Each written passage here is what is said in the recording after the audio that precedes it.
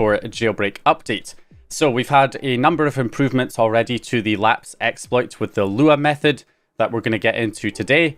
First of all, there has been some updates from AutoHEN on the HEN-vtx payload that we've been using.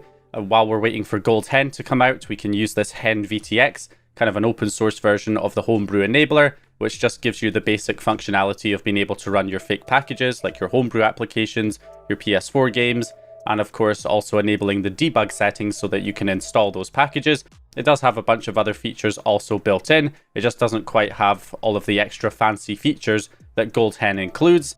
However, the early versions of these were not perfectly stable, particularly on older firmwares like 11.02, 11.50, 11.52 were particularly unstable. People were getting freezes and crashes when using it.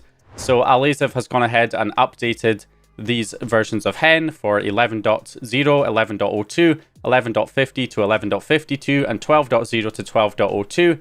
So these versions should be more stable. So if you're on any of those firmware versions and you're using the new lapse exploit with the Lua game, then you can try one of these payloads here and you should get a more stable experience when using it compared to the previous versions you may have been using before that was causing crashes and freezes. So definitely give these ones a try. I'll leave a link to them down in the video description. So obviously the one I'm going to download here is the 12.0 to 12.02 version because I'm on firmware 12.02. So I'll go ahead and download that version here. Now another huge improvement we've got is the new auto loader. So this comes to us from 0x1 1II. Not entirely sure how you're meant to pronounce that, but anyway, as you can see, this is the new PS4 Auto LL auto loader. So I believe this is a port of its PLK's auto loader for PS5. This is just a port of it for PS4. So you can see here, auto loads HEN with Lua plus lapse exploit for PS4. So this simplifies things a lot. So you no longer have to send the lapse exploit Lua file over the network connection and then sending the bin loader and then sending a payload afterwards. This automates that entire process. So as you can see here, when I run the game, it will automatically run the lapse exploit in the background and then the bin loader, and then it will load our payload. And as you can see, that will run our HEN-vtx payload right there. And then it also gives us the courtesy of closing the game automatically for us as well once the exploit has been executed. And we're back on the home page with the jailbreak running in just a few seconds. And then of course we can head over to our settings and you can see the debug settings are enabled.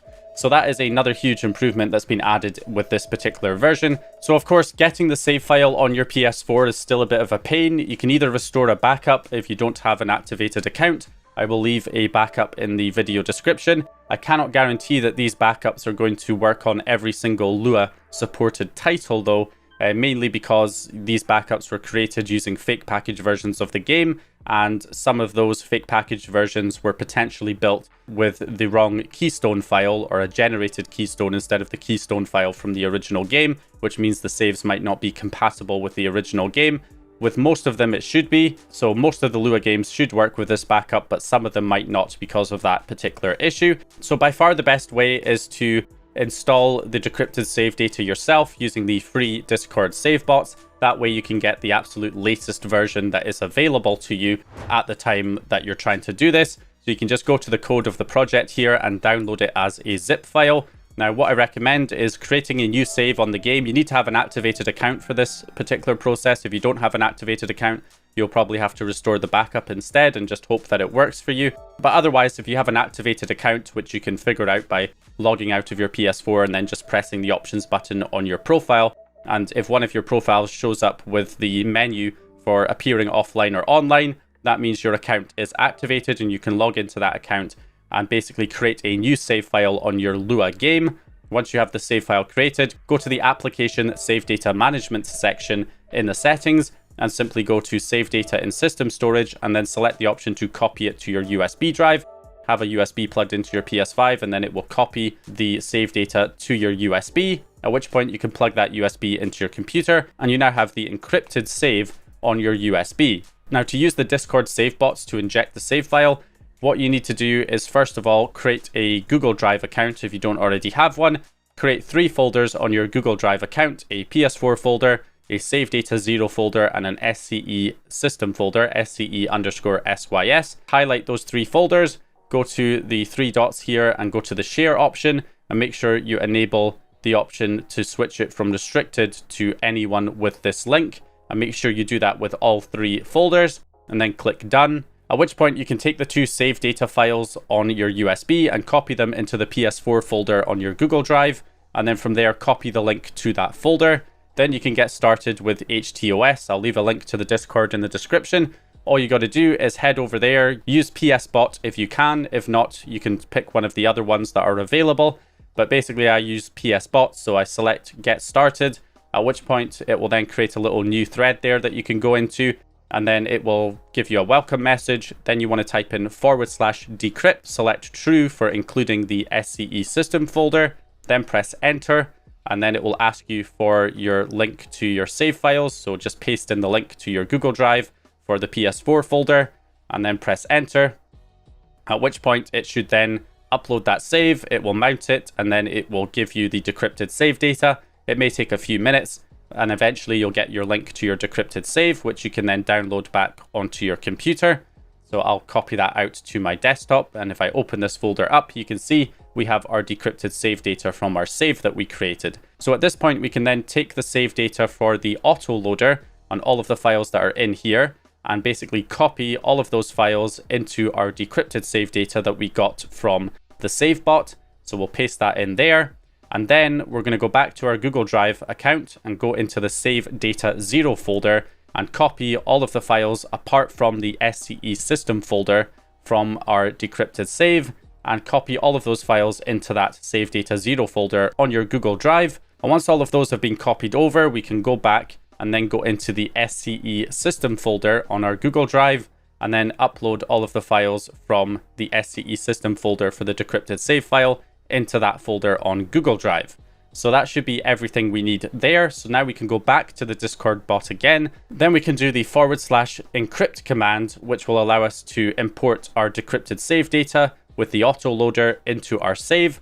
So we're going to use /encrypt, and then it will ask us if we're going to upload the files manually. We're going to say false to that. It will say include SCE sys, we'll say true. Now there's also an option to add your PlayStation ID. This might not be necessary. If you don't provide it, it might just re-sign the save file using the existing ID from the original save. That would make sense. But just in case, I'll go ahead and add this option in as well and give it my account ID, which you can get from the USB drive where the save file is stored. Inside the save data folder, the next folder inside is a folder with your account ID as the actual folder name. So you can just rename the folder and copy that account ID and paste it into the Discord bot. It's actually looking for a PSN account name and not the account ID. But if we just go ahead and press enter, it'll say the name is invalid, and then it will ask us for the account ID next, and we can just paste in the account ID to provide it. And that should be good. It's going to first of all ask us for the encrypted saves that are in the PS4 folder first of all. So we'll give it the link to our PS4 folder again on Google Drive and paste it in and press enter. Then it will ask us for our decrypted save data to upload. So at that point, we're going to go ahead and go into the save data 0 folder, copy the link to that folder, and then paste it into the Discord and press enter. And then it will start uploading all of those files. Once the upload's complete, it should then ask us for the location of the SCE system folder, which again, we'll just go into that folder on Google Drive, copy the link, and then paste it in again to the Discord bot and press enter. And then it should upload it to Google Drive. And once it's done, it will give you a Google Drive link. It will take a long time, but once it is done, it will give you the link to Google Drive to download your encrypted save. So once you get the encrypted save, you can copy the save data from that save, the save data.bin and the save data file. You can copy those and override the ones on your USB drive with the ones that you downloaded from the Google Drive link. Now, before we plug it into the PS4, we do want to get our payload, because this autoloader can also launch the payload for us as well. So that will be our homebrew enabler payload, so HEN-vtx or GoldHEN. If GoldHEN's available by the time you're watching this video, then you can use that one too. But basically, you take your payload, whether it's GoldHEN or HEN-vtx for your firmware version here, rename it to payload.bin, and then simply copy it to the root of the USB drive as well. When we actually go to run the exploit, this autoloader will actually copy the payload to the data folder on the hard drive, and it will then load it from there. So you won't need the USB drive plugged in to load the payload every single time, just the first time you try to load it. just like with the pp-pwn exploit. So essentially all we do now is unplug that USB drive, plug it into our PS4, head back to the application save data management section, and then simply select save data in USB storage this time, and then copy it to the system storage, which will get your save file installed with the Lua loader on it, the autoloader. And then we can go and run the game, and it should run the autoloader, runs the lapse exploit, which runs very quickly, then immediately the bin loader, and then the payload. It will also copy the payload, as you see here. It copied it to the internal storage and then launches it. And we now get our HEN running, our homebrew enabler, with the debug settings unlocked and the ability to run our fake packages. And of course, it closes the game as well for you automatically. So anyway, that's a huge improvement on the time it takes to actually load the exploit without having to, have your console connected up to the network and having to send the files one by one, which obviously takes a while when you have to do that every single time you restart the PS4 because it's a tethered jailbreak.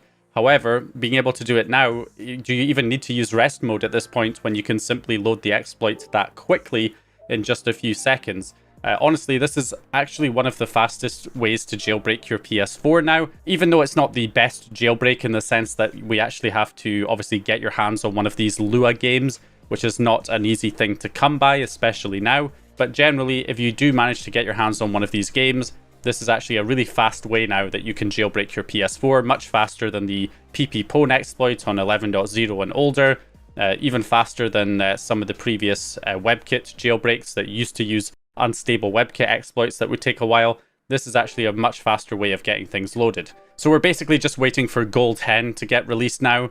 And of course, once that's available, I'll make a full tutorial, a complete beginner's guide from start to finish on how to jailbreak your PS4 on 12.02 or lower. But for now anyway, you can follow the steps in this video if you want to get set up with the exploit early and use the autoloader to run the homebrew enabler. So anyway, hope you guys enjoyed this video or found the information useful. If you did, please leave a like and subscribe. And once again, I'll hopefully see you guys